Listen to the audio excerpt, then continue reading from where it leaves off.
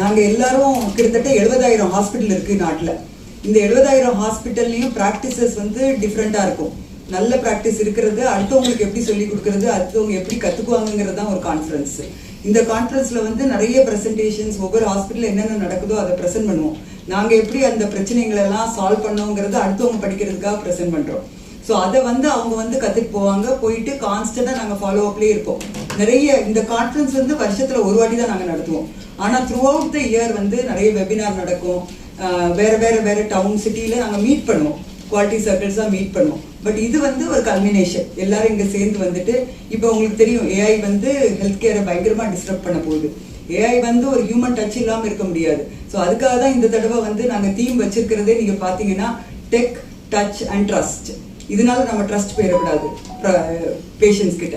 So அதை எப்படி நம்ம சேர்த்து கொண்டு வரலாங்கிறது தான் இந்த வருஷத்தோட மெயின் தீம். ஏன்னா இந்த தடவை வந்து AI is a major disruptor for health care also.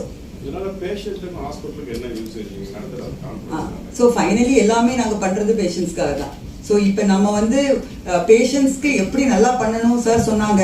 Medical error எங்கே வேணாலும் நடக்கலாம். நம்மளுக்கு எல்லாருக்கும் தெரியும், ஸ்ரீதேவி ஆக்ட்ரஸ் ஸ்ரீதேவியோட அம்மா 1996 ஸ்லோன் கட்ரினி யூஎஸ்ல போய் ஆப்ரேட் பண்ணாங்க. தப்பான சைட் பிரெயின்ல ஆப்ரேட் பண்ணிட்டாங்க. இது வந்து மெடிக்கல் எரருங்கிறது எங்க வேணாலும் நடக்கும்.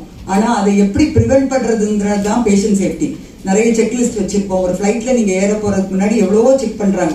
அது மாதிரி ஒவ்வொரு பேஷண்ட்டையும் ஆப்ரேட் பண்றதுக்கு முன்னாடி, ஒரு ப்ரொசீஜர் பண்றதுக்கு முன்னாடி எங்ககிட்ட நிறைய செக்லிஸ்ட் இருக்கும்.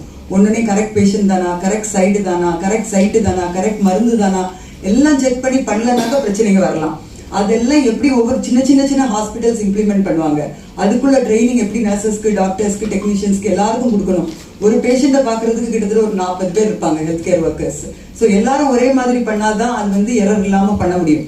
அது எல்லாத்தையும் வந்து சொல்லிக் கொடுக்கறதுக்காக தான் இந்த மாதிரி மீட்டிங்ஸ் நாங்கள் வைக்கிறோம். ஸோ இது 100% பெனிஃபிட் வந்து பேஷண்ட் தான்.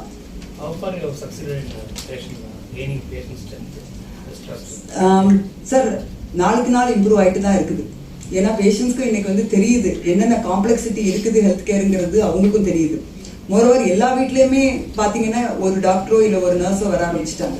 அதனால அவங்களுக்கும் அதோட காம்ப்ளெக்சிட்டி என்னங்கிறது தெரியும். ஒரு ஹோட்டலில் போனால் நம்ம வந்து ஒரு ஸ்பெசிஃபிக் இதுக்காக போகிறோம், நம்மளை நல்லா ட்ரீட் பண்ணுறாங்க, எல்லாம் பண்ணி முடிச்சிடலாம். பட் இது வந்து ஏற்கனவே ஒரு ஆகனியோட வராங்க, ஒரு பெயினோட வராங்க, ஒரு பெரிய ஒரு டிஸ்ட்ரெஸ்ல அவங்க வர்ற நேரம் ஒரு சின்ன ஒரு மருந்து கொடுக்கலனாலும் அது வந்து ஒரு பெரிய காரியமாக அவங்களுக்கு தெரியும்.